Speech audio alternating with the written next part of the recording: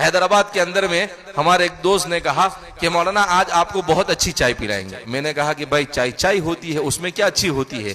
कहा नहीं, वो यहाँ की फेमस चाय है नीलोफर चाय का। मैंने कहा अच्छा। मैंने चाय पी तो मुझे ठीक ठाक लगी। तो मैंने कहा कि ये चाय कितने की? मुझे अंदाजा था कि ये फेमस कह रहे हैं, इसका मतलब इसमें गड़बड़ है कुछ ना कुछ।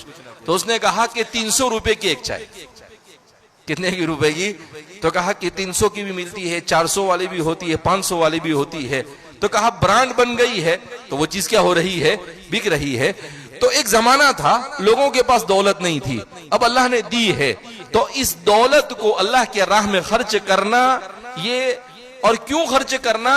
ताकि मेरा और आपका ईमान बचे, हमारी नस्लों का ईमान बचे। क्यों? इसलिए कि ईमान है तो सब कुछ है, ईमान नहीं तो कुछ नहीं। और जो दौलत अल्लाह के रास्ते में खर्च होगी उसका हिसाब नहीं होगा। क्यों? अल्लाह ने दी थी, अल्लाह के रास्ते में दे दी, तो अल्लाह कहेगा भाई इसका कोई हिसाब नहीं, ये हिसाब से माफ है। जो वक्त अल्लाह के जिक्र में, अल्लाह की इबादत में खर्च होगा उसका हिसाब नहीं होगा। अल्लाह कहेगा कि भाई हमने तुम्हें वमा खलक़तुल जिन्ना वल इंसा इल्ला लियअबुदून, इबादत के लिए, जिक्र के लिए भेजा। जो वक्त जिक्र में गुजारा उसका हिसाब नहीं होगा। अब 24 घंटे में हम अंदाजा लगाए कि कितना वक्त जिक्र में लगाते होंगे।